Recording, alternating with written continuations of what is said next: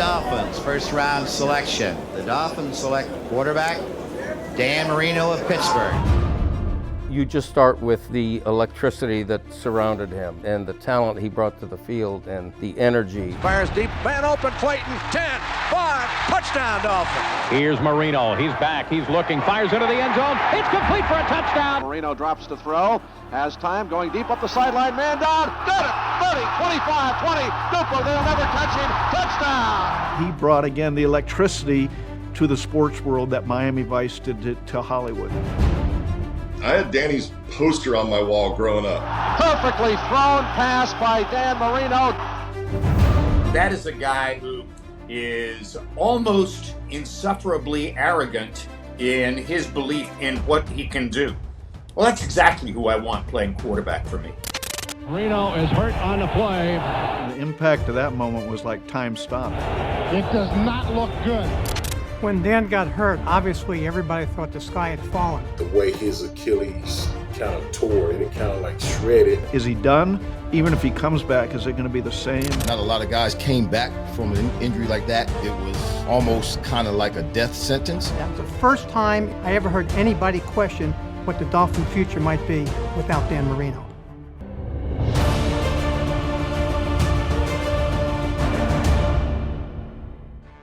There are moments. There are big moments. And some moments are simply iconic. Hall of Fame quarterback Dan Marino had treated us to all of the above in 10-plus years under center for the Miami Dolphins. His unprecedented 1984 season, a dismantling of the '85 Chicago Bears on Monday Night Football. One fourth quarter comeback after the next. But then, the unthinkable happened. Yeah, while it might have been in 1993, I remember it like it was yesterday. As I stood on the visitor sideline of Cleveland Stadium, watching what should have been a routine play for number 13, it became anything but. With Dan Marino seated on the 26-yard line, clutching his right ankle, Miami Dolphins fans across the globe held their collective breath. Marino's torn Achilles tendon, the subsequent months of tireless rehabilitation, and a lackluster preseason in 1994 all led to speculation that previously would have been considered blasphemy. Now throw in a hotshot second-year gunslinger in Drew Bledsoe. And a matchup between two future Hall of Fame head coaches in Don Shula and Bill Parcells. And two first-year high-profile team owners in Wayne Huizenga and Robert Kraft. And the Dolphins' 1994 season opener had more storylines than a Hollywood blockbuster. Yeah, but by kickoff, however, all anyone wanted to know was how would Dan Marino respond. This is Fish Tank Iconic.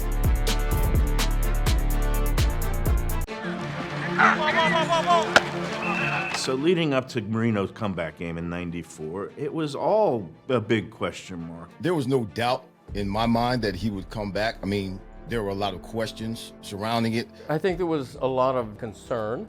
What's he got left? Can he come back fully? And the Achilles is its own injury. It can go again, and it can be career-threatening for some guys. This had to be around Dan's 11th or 12th year. And to have an injury that significant, and then you're the quarterback, and you always got to drop back. You got to plan. It wasn't even, is his career over? It is, could he be Dan Marino again? In their mind, they're questioning, is he going to be able to come back? And if not, do we need to try to draft a quarterback? That was something no one had ever thought about. It was unthinkable to believe that there would be life after Dan Marino. But some people in the media actually wrote that maybe we would be better off keeping Scott Mitchell and not really tying our future on Dan Marino's comeback. It's the most controversial, memorable column I've ever written. I did not write the headline. At the time, there was speculation out there. There were trade rumors about trading Marino. I wanted to write a column that sort of put all that in perspective. He was 32 at the time. Through 11 years, they weren't winning with him enough. I mean, they were winning, they were super exciting, but if Super Bowl was the goal, it wasn't happening. I just wanted to put the notion out there. Now or never, in terms of if you're going to consider trading him, do it now. And what I wrote was seen as blasphemous. I think the good thing was Coach Shula was still there, and Dan was his guy, and he was going to give him every opportunity and exhaust everything before he just pulled the plug on him. The great thing about Dan Marino is I never saw the philosophy that I have to prove someone wrong. I was frustrated with just the situation I was in, not with people, what they were saying. I could care less about that. It was more or less just how can I be ready to play and play in the opening game and to feel good about it? I knew that Dan was a competitor. I knew that Dan had fire in his belly, and something like an injury like that, him given the fact that I didn't think he was ready to retire. He wasn't ready to retire. He wasn't going to retire, so he wasn't going to let it beat him. You can tell that it was something he wasn't used to and something, frankly, he didn't like. And the only way he thought he could stop it is by going out and showing everybody that he still can play at the level he knew he can play at, even with that injury. Before he ruptured his Achilles, he couldn't move anyway. So it wasn't like it was a big change in his game where now he could run the ball and make guys miss. He couldn't do that to begin with. He was still Dan in the pocket. Dan would, he'd jump up, move up a little bit, make a guy miss and throw that ball on a line. He could still do that. And the arm was still sharp. The mind was still sharp. So could his body catch up to everything else? That all season, man, you saw what Danny did to try to get himself back. He put that work in. The way his Achilles kind of tore, it wasn't like just a straight up even cut. That would have been easier to repair, but it kind of like shredded. So I think the surgery was a lot more tedious and it took a lot longer to make the repair. That Achilles was not the same Achilles. In fact, he couldn't do, a toe raise. To this day, he can't do a toe raise on it. And that's your plant foot. That summer camp, I just didn't feel great going into the year. And then they shaved a little bit here, shaved a little bit there, and then went back. And then next thing you know, I was good. But now he was enduring months of, can he play again? Can he ever lead the Dolphins again? Can he regain the same heights again? And if you know Dan, he's as intense a competitor as you ever want to see. But even then, with the strict confidence he has in himself and his abilities, he was starting to question his own ability to come back, and then having this amplified by all the questions he was getting asked, he was getting a little upset about it. I remember going up to him that week, and he was sitting at his locker. It was just me and him, and he had his face like in the locker, and he was getting madder and madder at the questions I asked. I just remember his face was getting redder, and he was just so sick of all the questions and doubts and, should he play or shouldn't he play? We went through a lot of stuff in the preseason. Wasn't that good. Dan didn't play in at least the first two. And when he did play in the first preseason game, I can remember seeing him come out onto the field and thinking, wow, he's really limping, noticeably. And how is this guy going to play? So he comes into the preseason with these questions without having played a game, and then when he does finally get in, he plays terribly. Marino under pressure, picked off by Jack Del Rio. Minnesota, I think he was 4 of 12 with 2 picks leading up to the first regular season game. He didn't have a great preseason.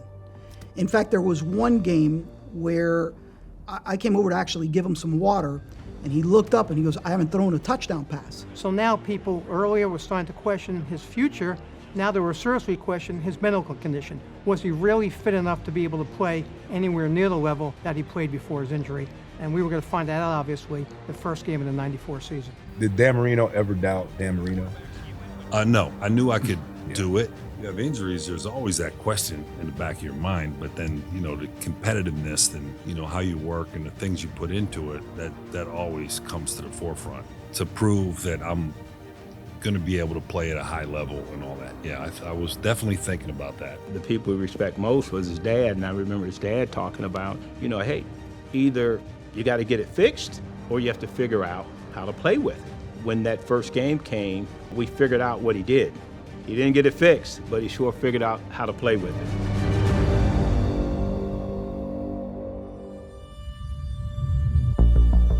Heading into that first game, there were a lot of things that were happening both on the field and off the field.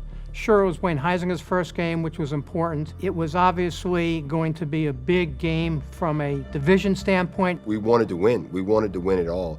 And we felt like that year we had a good enough team to be able to do that. Drew Bledsoe at that point was the new hot shot. Everyone was talking to him after 2 years in the league of playing at a potential Hall of Fame level. And obviously, you had Bill Parcells coaching on the opposite sideline. It had so many elements, like the coach against the coach, and and the old warrior quarterback coming back from a terrible injury against the young rising star. The fact that Danny was making his return against the quarterback that was drafted #1 overall in my draft class, that was more important to me than anything. The year before, when he was a rookie, he actually beat us in overtime the last game of the year. He threw a touchdown, and you could tell then that he was an up-and-coming, star. It was a great story, not only to write then, but in franchise history, I think.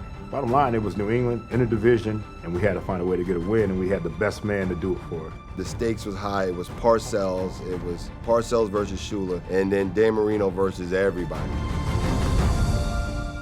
The other component is Irving Fryar, a guy who made his name mark in the league with the Patriots, now coming back trying to haunt the team. I had been trying to get out of New England for years. I mean, I tapped Coach Shula on the shoulder after games.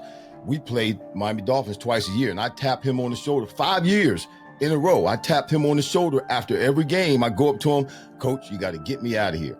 I felt like I had been born again. I was born again in New England, but I got born again down in Miami, being able to play in that type of offense. And of course, in this game, Irv wanted to go out there and show off and show out, to his former team. Learning how to play wide receiver for the Miami Dolphins was totally different than playing wide receiver for Nebraska or playing wide receiver for the New England Patriots.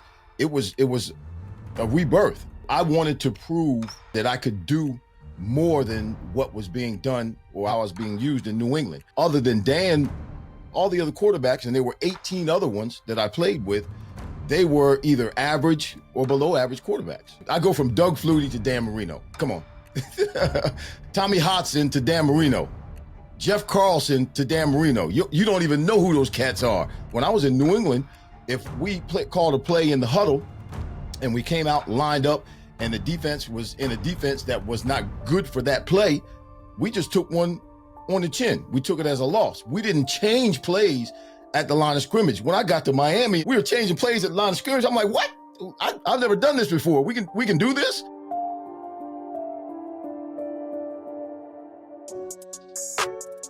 Before the season actually started, and even before preseason, there were questions. First of all, Danny had to have a whole new shoe built specifically to treat that injury. Danny was playing with one low-cut shoe and one high-top shoe, which looked strange by itself. We weren't quite sure how Dan was going to respond to this giant boot that we had made for him, and every boot was $400. He has that limp, and, he has a different kind of shoe on.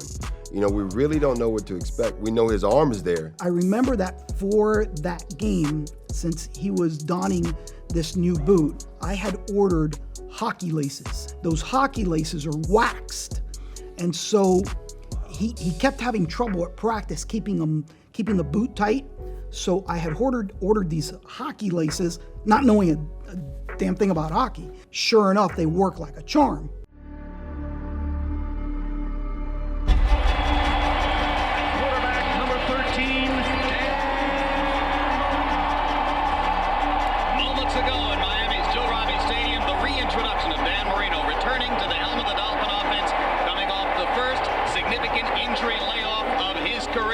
I do remember he was wearing like this giant shoe. Like he had this boot that went all the way up to his friggin' calf. So it's the opener between the New England Patriots and the Miami Dolphins in Joe Robbie Stadium, where for most of the hour and a half before game time, a steady rain fell on an uncovered field.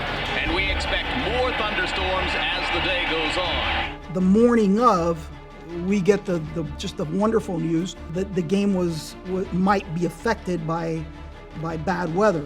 The Marlins still had the infield down because of baseball season, and it rained before the game. Specifically, I believe it was on the east end zone, was just a muddy mess. It is going to be a struggle for running backs in that part. If you remember that year, there was a baseball strike.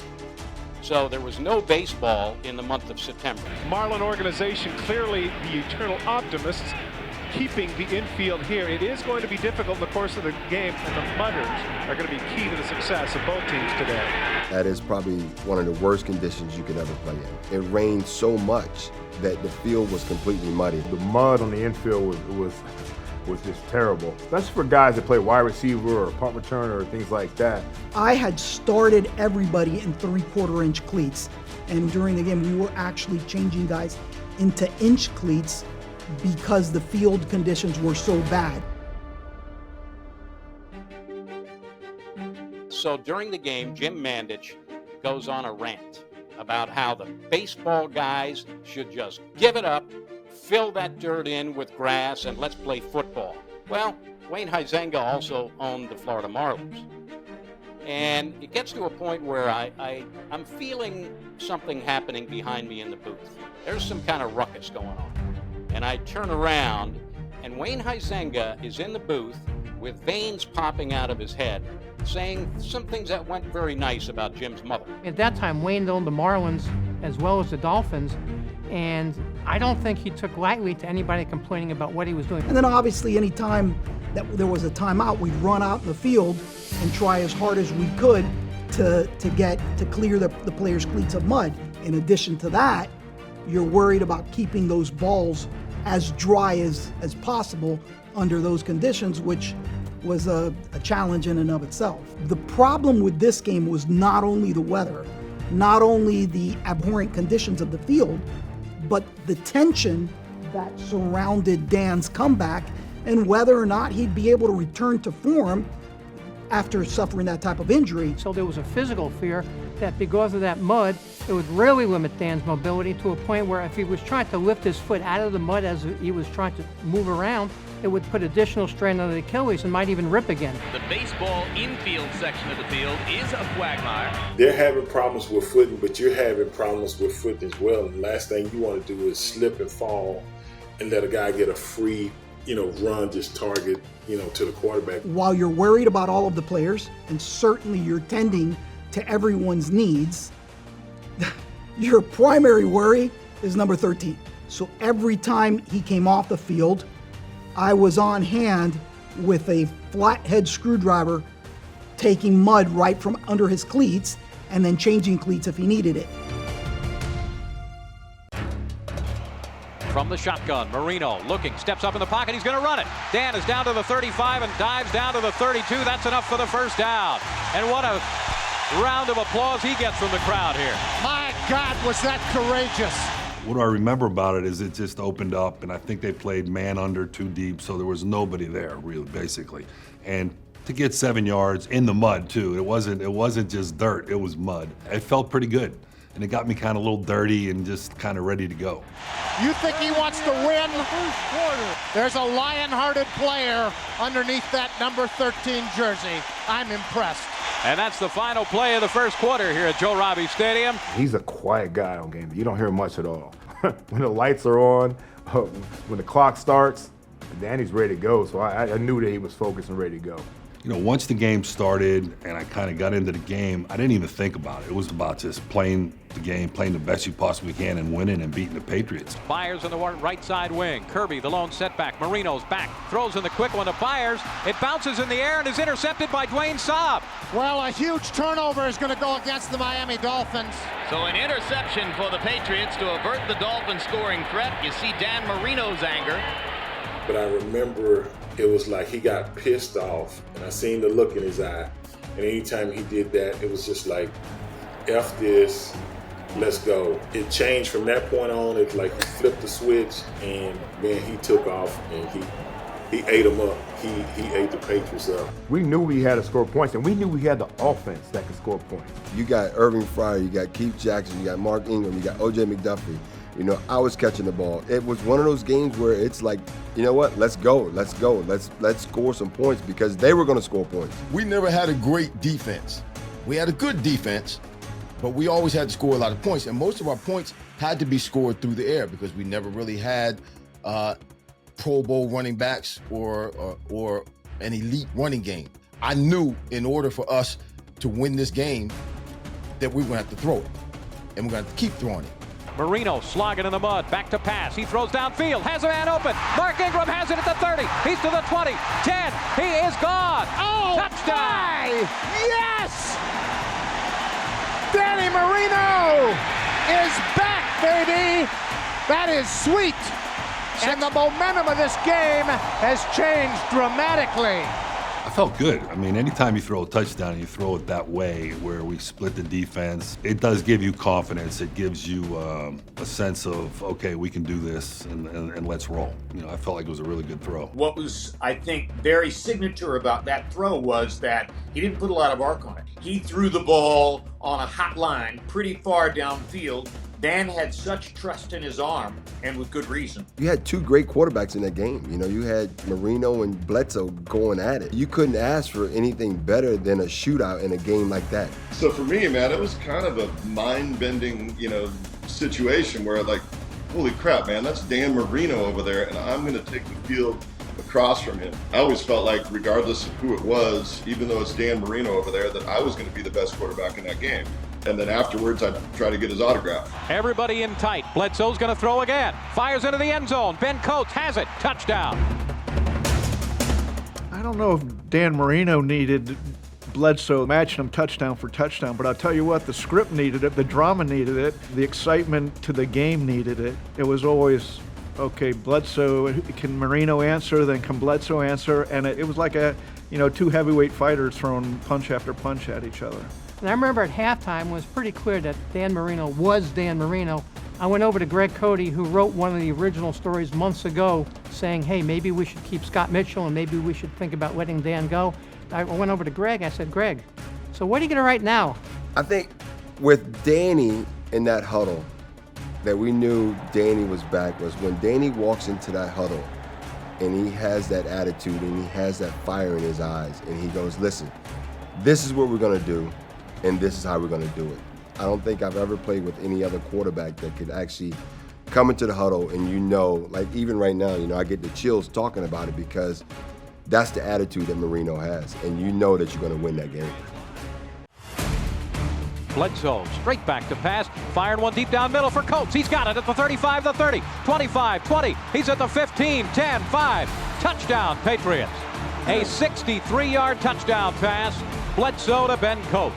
It became one of those, like, hey, just give me the ball back. Just give me the ball back. We're going to score again. And I know Danny was feeling the same way. One of those games where you just feel like, hey, we're unstoppable. Unfortunately, they were unstoppable also. And the momentum now belongs to the men in blue. On first down, Marino has a wide open Irving Fryar and gets him down to the 22-yard line. I was thinking it's about time y'all throw me the freaking ball. That's what I was thinking. Shoot, I got this all day. This all day. Sometimes they'll take guys away, and I'm sure they were taking him away in the first half. But knowing Irving and how competitive he is, that he was going to be there. It was just the beginning, and it was a relief. It was a relief. I'm like, okay, I got the first one under my belt. Let's keep going. So now we're off to the races. The snap in the shotgun to Marino. He's looking, has time, throws into the end zone. Keith Jackson has it. Touchdown, Dolphins. Oh, yes! That's the one we've been looking for. Keith Jackson says, oh, Mr. Coates, there's more than one tight end on this field. Marino becomes the second ever to throw 300 touchdown passes. And now the crowd here in Joe Robbie Stadium responds to that announcement.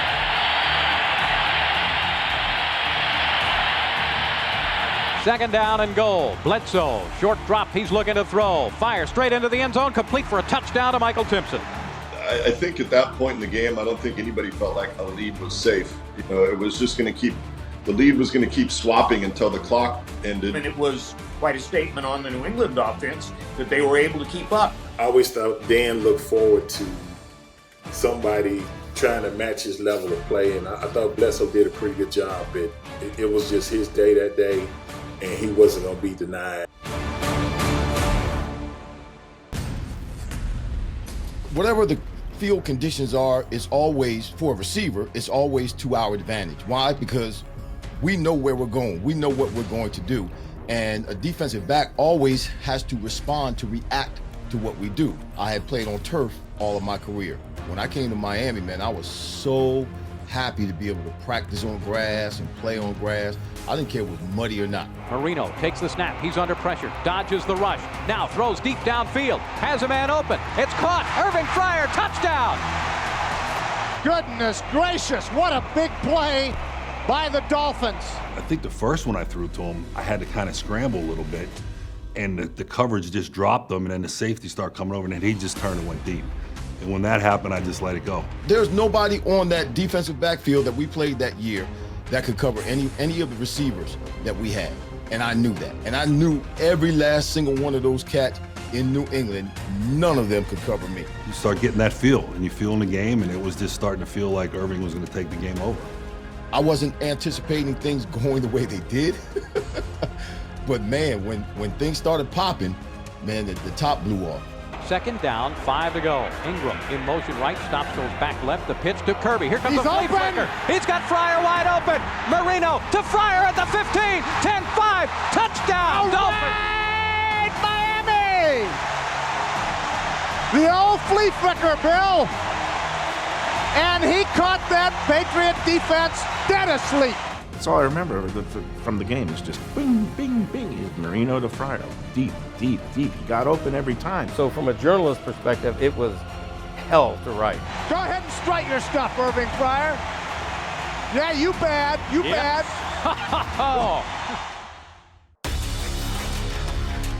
Bledsoe's back to pass. He's looking, throwing one into the end zone for Crittenden. He dives. He makes the grab. Touchdown. And the Patriots have the lead again. New England 35, Miami 32.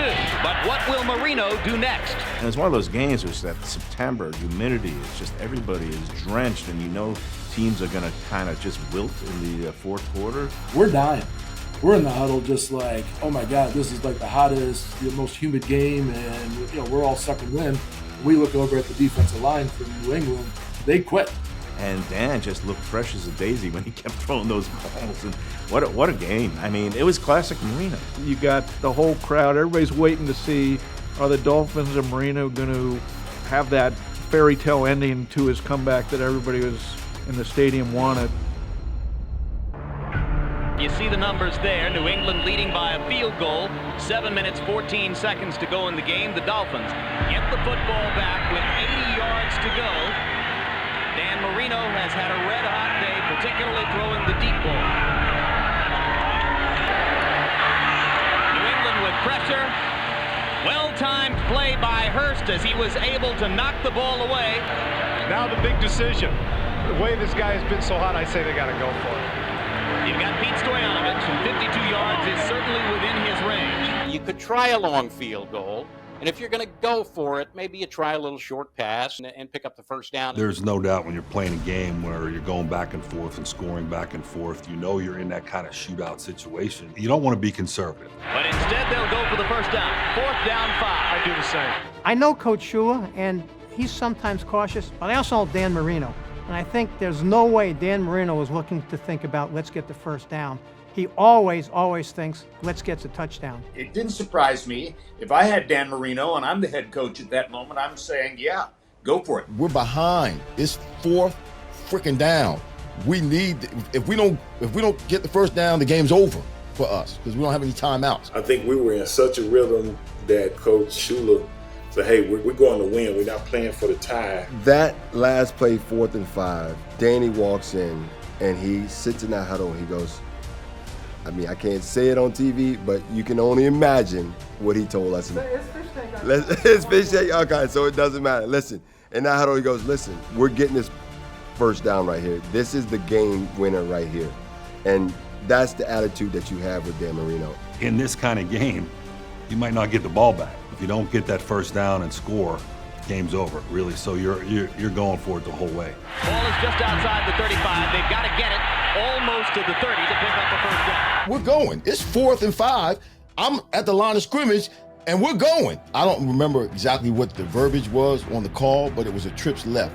And the trips was Keith Byers, Keith Jackson, and Mark Ingram. And I was split in off by myself to the right. The ball was supposed to go, the original call was supposed to go to them. Today, when I watch it, you watch the 3 of them go and run their routes. And thank God he didn't throw the ball to them because none of them got open. And again, here's this whole scenario where Dan can change the play and it's just you and him. He can do it at the line of scrimmage. And I had never experienced that before. And this was actually the first time it happened. I remember we were doing a combination on the front side, and then he goes to me, he says, if he plays bump, let me go deep. I'm like, okay, yeah. go. I'm like, right in the huddle. You said that, and I'm like, yes. If he's in bump, run and take off. And there were a couple of signals that he had. 5 was a go. He'd give you a 2, that was a slant, or he'd give you 1, which was a hitch. And you got to pay attention because it's real quick. Come up the line, he looks and does that. Boom. I put my hand down. It's 5. He looked at me, did like that, and put his hand down. I'm like, it's us. It's me and him. If you were the receiver to that side, only you and him knew. Everybody else was still running the play that was called in the huddle. And bang, it's on. Ball snap. I just run fast as I can.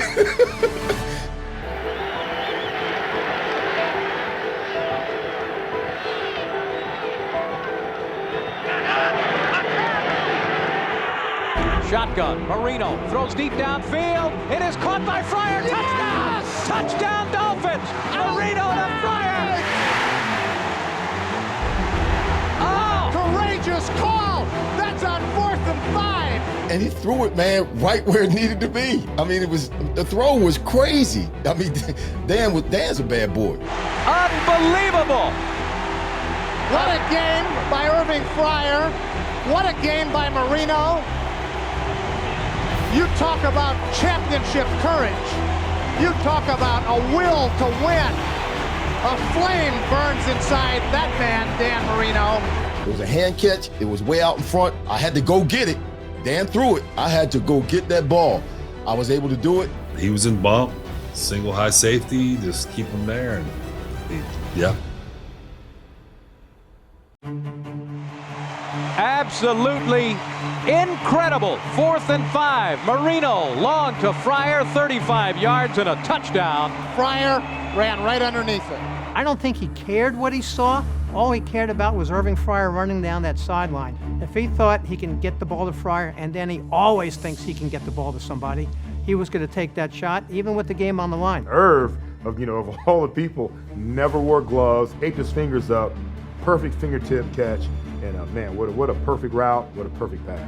Either I was going to get it or nobody was going to get it. He stretched me because he made me run. I had to run to get that ball. I had to open up and go get it, and I did. Man, that arm was special. It was always special. So you always knew something could happen, but again, when you're thinking 4th and 5, you just want to get a first down. We've practiced this play. We're going to get a first down and stay alive. And all of a sudden it's like, wait, where's the ball? And then you look at the other side, and there it is, touchdown. We're as surprised as anybody else in that stadium. And to pull that 4th and 5 off at that time in the game, in that atmosphere, nothing better. It just elevated my respect for Danny even more. I mean, how many quarterbacks, in the history of the NFL, it's 4th and 5. He looks out there and sees press coverage. He's like, nope, we're going, and then throws him just an absolute perfect strike. The timing was perfect. The ball was perfect. And of course, me, I celebrated like I scored the touchdown. And I remember kicking my little legs. I couldn't move them fast enough. I was just psyched. It was unbelievable. I felt like somebody had handed me a playoff check. It was like a big weight was lifted off of me, and that smile was just absolutely genuine. We're trying to win the game, but also as a quarterback, I'm like, man, that was friggin' cool. Like you look over like, man, that's a big set of balls. It showed everybody that Danny was back both mentally and physically. He knew what he needed to do, and he did it. And from that moment on, there was never a question of, will he ever be Dan Marino again? It was the story you wanted to tell. It was the story that 30 years later you want to remember. Lights come on and we lit them up. And look at the numbers on Irving Fryar against his former Patriot teammates. What do you have, 4 or 5 catches in the game for 200 yards? I mean, that's crazy. You never know when it's going to just pop up and you're going to be the guy that's going to have to, make those plays, and he made them. It was just a freedom that I experienced that I had never experienced before in playing the game of football. And it was awesome. It was just awesome. I don't think I've ever had a high like that, an emotional high like that particular game. The next day, we come in and we watch film, and Coach Shula's talking about it. And Shula said, and it just made me happy, he said, I've never seen anything like that before. And I was like, wow. I said, all that this man has seen football-wise, all the players that he's coached, all the time that he spent, all the film that he's watched, and he's never seen anything like that before, that made me feel real good. That made me feel real good. I'd never done anything like that before. Bledsoe will now Bledsoe is back. He's looking. He throws. Completes it to Coates at the 50. He's to the 45, the 40, the 35. He dropped the ball. It's loose on the sideline. Recovered by Michael Stewart. The Dolphins have the ball. The Dolphins get the big turnover. The Miami Dolphins, on the strength of Dan Marino's 5 touchdown passes and nearly 500 yards in the air, hold off the New England Patriots in an extraordinary battle, 39-35. When we walked into the locker room after the game, it was euphoric. You would have thought we won a Super Bowl. And nobody gave a about how muddy everything was and the mess that everything was, and the fact that we were going to have to clean and do laundry for 10 hours the next day because we won, and Dan Marino was back to being Dan Marino. That locker room was so lively. It was so much fun. Almost 30 years later, I did say to myself, wow, this is certainly as good a game as you ever called. Maybe the best professional game that I ever called. That was super disappointing. But there was also a piece of it. It was like, wow, man, I just went toe-to-toe with one of my heroes. To be out there competing with him was a surreal experience, and it was fun as hell. I remember standing on the sidelines as he's coming off, and Bill Parcells tells him, not bad for a guy on one ankle. There was a lot of things that happened during and after the game, but the end result was I think everybody realized that Dan Marino was Dan Marino, whether it was Greg Cody or Bill Parcells. It was the dream with the happy ending and the perfect ending. And when I think about epic games in Dolphins history, the way that game went, the way it ended, the statement it made, I'm back, epic, chilling, really emotional to be there. I knew Danny was thinking, I showed everybody. He didn't look at people and say, see, I told you so.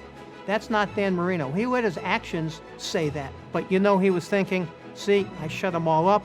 They should never have doubted me in the first place. I didn't doubt myself. They shouldn't have done it. There's always a little bit of that, and no matter what the circumstances are, where you feel like some people were criticizing us a little bit, me in the preseason, maybe I shouldn't be playing. Achilles not there, so there's a little bit of that. Yeah, I get back at you some for sure. I think that game, he took the crutch and threw it to the sideline and never went to pick it back up again. Dan's back, and we never looked back after that. I think that was the greatest thing to be a part of that. I was happy for him that he was playing at the level that he expected to play at, and it was just an iconic game. And for him to come back and to do it in that kind of fashion in our home stadium, with him throwing a 35-yard touchdown on 4th and 5, you couldn't ask for anything better. Winning that game was different because of what I went through in the summer and the offseason and all that with my Achilles. It was a big deal to go out and perform like I performed, for us to win at home. At first it didn't really hit me that much about it, but when I got home later that night, I guess I kind of just relaxed a little bit, saying, okay, I got through this. Now I proved to myself, can I actually do it? It was a feeling of relief, it really was. So to come out and from the first game throw 5 touchdowns and have a remarkable comeback win, it had to be as big a game as he had in his career. Yeah, for me, it ranks pretty damn high personally because of coming off the injury, and just feeling like, okay, now I'm going to be all right. He's just one of the best pure passers you'll ever run into, and that game proved it. What made that game awesome was, I think, the fact that everybody was questioning whether I was going to come off my Achilles or not. And the way it was played. I mean, the game, 9 touchdowns, I threw 5, he threw 4, back and forth, and we ended up winning at the end. It was special, really special game. It was one of my favorite games, I ever played in. Whenever you win in that fashion, there's nothing like it. It becomes iconic.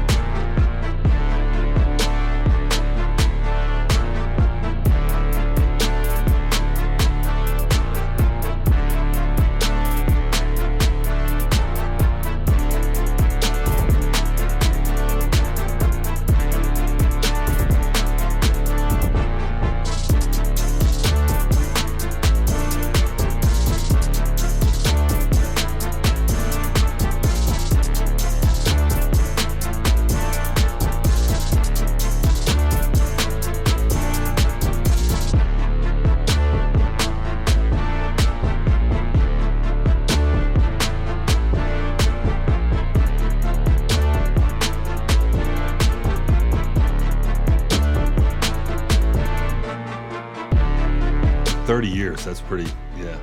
So how do I look? I look all right?